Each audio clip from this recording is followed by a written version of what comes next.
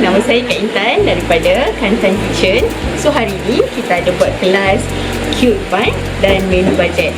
So boleh tengok nanti saya buat sikit tutorial untuk semua yang mengikut MyFlavor.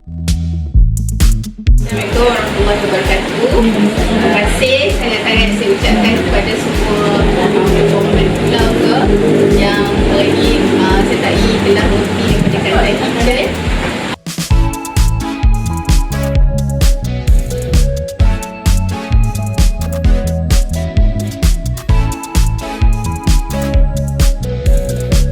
Rasa tu sedikit kuat lagi. Dalam pakai sopok kuku, dia bila kita masak nanti dia dah hitam sikit rasa kuku. So, saya suka tambah esen vanila. Esen vanila yang ni pun boleh guna juga.